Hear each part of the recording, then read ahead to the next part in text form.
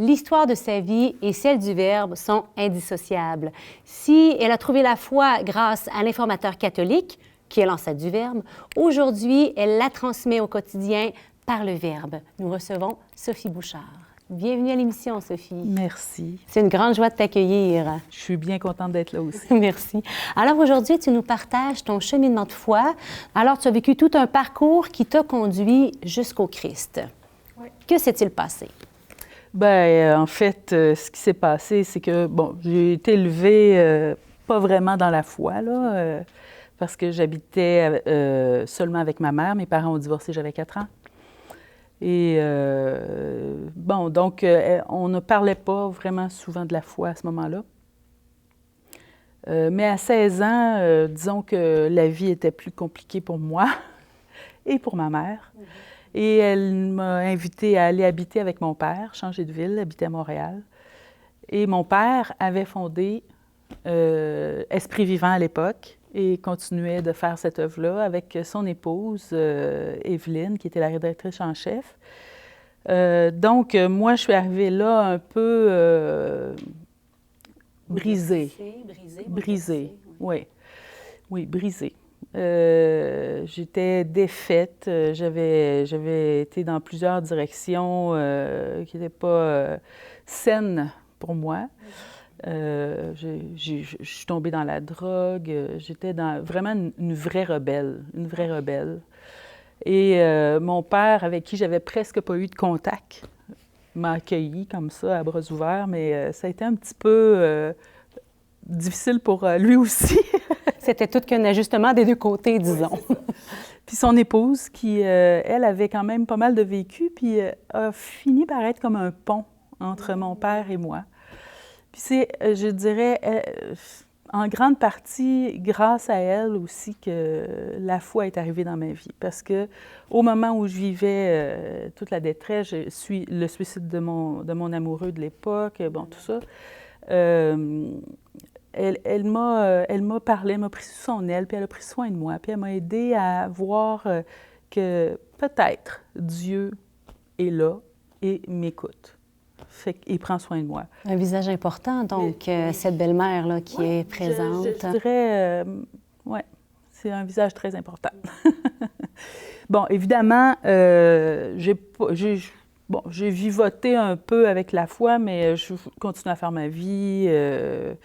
Il n'était pas question pour moi d'aller à la messe le dimanche, faire des choses comme ça, mais j'avais un petit peu l'oreille un peu plus attentive. Plus tard, quand j'ai laissé le cégep, mon père m'a offert un travail comme secrétaire et j'ai commencé à travailler, toujours avec cette tiédeur, je dirais, vis-à-vis de Dieu, mais avec surtout beaucoup de questions sur qui est Dieu, puis est-ce que c'est bon dans ma vie d'avoir Dieu, bon, tout ça. Est-ce que ça va être un avantage d'accueillir Dieu dans ma vie? Je craignais vraiment que ce soit un désavantage. Je le voyais d'ailleurs comme ça. C'est pour ça que je ne voulais pas aller dans cette direction-là. Bon, alors, j'ai eu une rupture avec un amoureux, une rupture avec ma meilleure amie. Dans le même temps, en fait, ils se sont ramassés ensemble. C'est ce qui a créé le problème. Et cette nuit-là, où j'étais seule, complètement seule, pas capable de rejoindre ni père, ni mère, ni personne, aucun ami, j'ai crié vers le Seigneur, vraiment de toutes mes forces, en disant, si tu existes, c'est le moment. C'est le moment parce que je suis entre la vie et la mort. Je le voyais vraiment comme ça. Mais ça a pris quand même un certain temps avant que je finisse par adhérer, là, par croire que Dieu m'aimait. Ça a été dans le cadre d'un pèlerinage. Je continue à travailler pour l'informateur catholique à l'époque. Donc, Esprit Vivant était devenu l'informateur catholique, exactement. Le parcours de la revue. Oui, c'est ça. Et il y a un prêtre qui était là, qui s'en allait dans un pèlerinage, puis qui m'a regardé d'une façon vraiment tendre, comme un enfant, là, tu sais.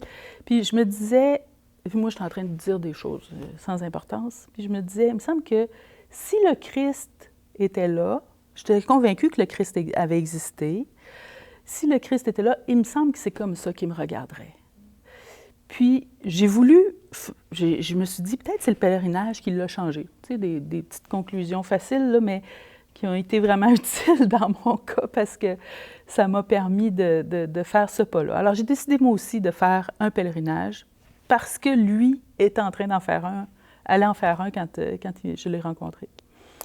Et je suis allée dans ce pèlerinage-là en me disant, je ne vais pas voir des apparitions ou des affaires comme ça. Je m'en vais voir si c'est vrai que Dieu est bon, si c'est vrai que Dieu rend heureux, si c'est vrai que Dieu, c'est ça, est bon. Qui peut être un vrai avantage dans ma vie, puis apporter une lumière nouvelle à ma vie, là. Quel est l'effet que Dieu a sur les gens? C'est ça que je voulais voir. Un peu comme une journaliste. Oui, j'arrivais un peu d'une manière objective, là, tu sais, je voulais des faits, là. Ça fait que finalement, je suis allée à ce pèlerinage-là. Je rentre, quelques jours plus tard, je rentre à l'église, par curiosité, parce que je ne l'avais pas fréquentée encore. Et là, il y a une foule immense de gens en train de prier, chacun dans sa langue, le chapelet. Le chapelet, c'était quelque chose que je connaissais parce que même si je n'allais pas à la messe à tous les dimanches, des fois, on faisait le chapelet en famille avec mon père. Et là, je voyais ces Italiens, Allemands, Asiatiques, anglophones, tous ces gens-là assis ensemble, entassés, en train de crier vers le Seigneur. C'est ça que j'ai vu, c'est un peuple. J'ai vu un peuple, des gens qui étaient ensemble, ça m'a touchée, et qui criaient vers le Seigneur, qui lui entendait. Quand je suis rentrée dans l'Église, j'en ai eu la certitude absolue à ce moment-là. Dieu entend. C'était une grâce là, que j'ai reçue à ce moment-là. Je n'ai pas eu de vision, là, c'est pas ça, mais j'ai vraiment eu cette grâce-là de voir le peuple avec Dieu. Et le lendemain, pendant une homélie, j'ai été aussi touchée énormément. Quand je suis revenue, toujours est-il, quand je suis revenue de ce pèlerinage-là, la seule chose que je disais sans arrêt, c'est « Dieu est amour ». C'est la seule chose que j'avais envie de dire à toutes les personnes autour de moi à qui j'avais exprimé mes questionnements, mes doutes, tout ça. J'arrêtais pas de leur dire « Là, j'ai compris, Dieu est amour, Dieu est amour ». Puis ça a changé ma vie. Parce qu'à partir de ce jour-là, j'ai arrêté d'être une personne sombre, révoltée, triste, sans le goût de la vie. J'étais une personne éteinte, hein? Je n'étais pas une personne joyeuse, je n'étais pas du tout une personne heureuse. Alors, ça a été une explosion, là, vraiment, qui m'a amenée à beaucoup de paix et de sérénité. Cet amour-là du bon Dieu, il est venu animer la vie en toi, la joie, l'espérance. Il est venu animer l'espérance dans ton cœur. C'est ce qui a tout changé, hein? C'est l'espérance pour moi, ça a tout changé. Les conséquences de cette rencontre avec le Seigneur ont été grandes. Oui, effectivement. Alors, j'ai je me suis mariée, j'ai eu 3 enfants. J'ai quitté, mais je suis revenue quand même dans ce travail du Verbe en 2007. Puis finalement, l'œuvre est en train de prendre de l'expansion, tout ça. Moi, j'ai beaucoup de joie à faire ce travail-là parce que, dans le fond, il me permet de transmettre ce que j'ai reçu gratuitement. Gratuitement, cette espérance, ce goût de vivre que je n'avais pas pendant les 20 premières années de ma vie. Nous sommes allés visiter les bureaux du Verbe. Malheureusement, tu étais absente. Ben oui. Mais là, au moins aujourd'hui, on est chanceux. Mais on va suivre notre collègue Geneviève Côté qui nous fait découvrir l'équipe jeune et dynamique du Verbe. Bonne découverte! Si vous n'êtes pas déjà abonné, vous l'avez peut-être repéré parce qu'il est diffusé partout au Québec, dans les présentoirs, dans les lieux publics. Je suis aujourd'hui au repère du Verbe, cette belle gang de cathos décomplexés qui ont à cœur de présenter l'actualité avec toujours une touche d'humour, beaucoup de renouvellement aussi. On les aime, on va les rencontrer pour connaître qu'est-ce que c'est de l'intérieur.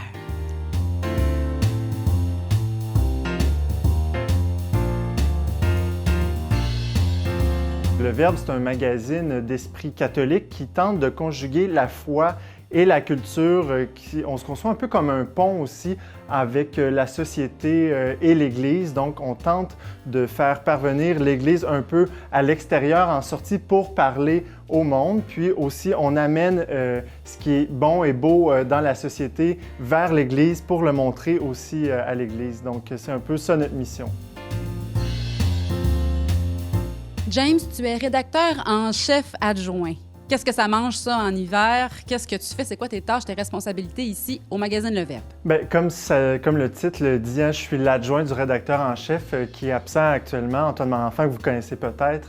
Et voilà, donc moi, le rédacteur en chef et moi supervisons la rédaction du Verbe, c'est-à-dire on traite et on analyse tous les contenus qui sont décidés par l'équipe et qui vont être diffusés dans nos plateformes. C'est nous qui assurons la ligne éditoriale. Concrètement, qu'est-ce que ça représente? Bien, c'est de réviser des textes, c'est d'en commander, d'envoyer des journalistes traiter de certains sujets, décider sous quel angle on va traiter tel sujet. Et par exemple, pour la radio aussi, moi, je m'occupe peut-être plus précisément de la radio comme coordonnateur. Donc, c'est moi qui va chercher des invités, des chroniqueurs, qui va m'entendre avec eux sur le contenu de chaque chronique et qui va planifier les enregistrements notamment. Alors, plusieurs membres de l'équipe, je pense, sont en télétravail, mais il y en a quelques-uns ici qu'on va pouvoir aller rencontrer pour découvrir un peu ce qu'ils font. On commence avec Florence, qui est ici à l'accueil. Si vous appelez au Verbe, c'est elle qui répond. Bonjour, Florence. Bonjour. En quoi est-ce que le Verbe, ça connecte avec toi? Pourquoi travailler ici? Parce que tu pourrais bien travailler ailleurs. Qu'est-ce qui fait que tu as choisi de travailler ici au Verbe? Eh bien, écoutez, c'était un peu le hasard lors d'une messe. Ils se sont présentés. Nous, c'était la première fois qu'on venait ici. Et puis, j'ai eu comme un petit coup de foudre sur leur publication. Je me suis dit, oh mon Dieu, cet humour catholique, ça fait tellement du bien. Voilà, donc il y avait une fraîcheur qui se dégageait. Donc, même sans avoir encore vraiment lu...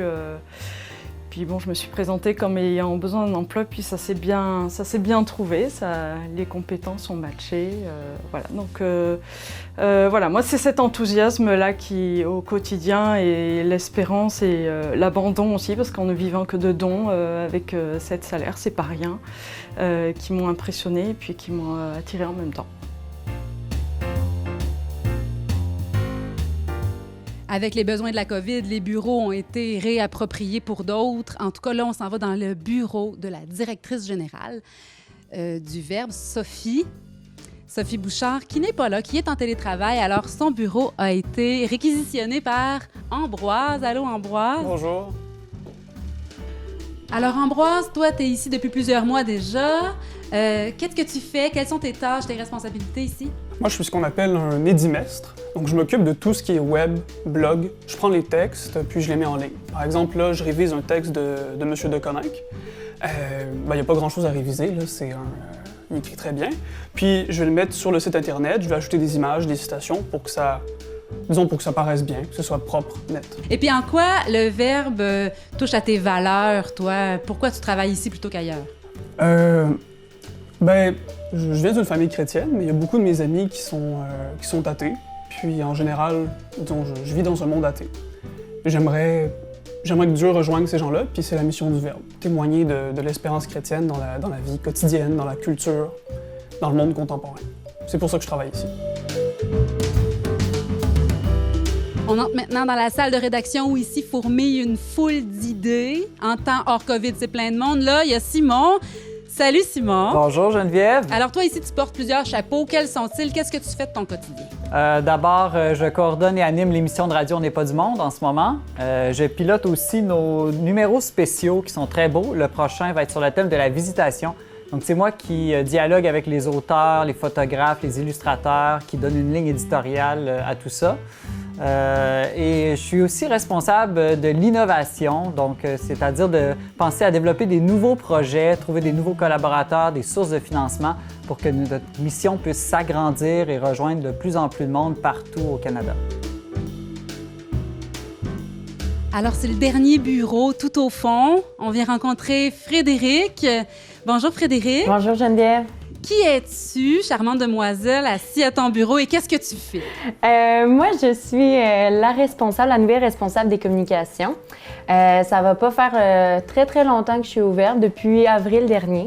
Donc, mon travail en tant que tel, c'est bien sûr de publier les articles quotidiens qui sortent, donc sur nos réseaux sociaux, Facebook, Twitter. On a aussi un Instagram, donc moi, je réponds aux commentaires, aux messages de nos abonnés. J'écris l'infolette hebdomadaire également, les communiqués de presse quand un magazine sort. Je fais de la publicité sur nos différents médiums, etc. Ça termine tellement bien, ce reportage, la vérité, la bonté et la beauté. Si on a besoin de quelque chose pour en faire la promotion dans nos vies, c'est bien une revue comme celle-là. Je vous souhaite de vous abonner si ce n'est pas déjà fait, et puis bonne lecture à chacun.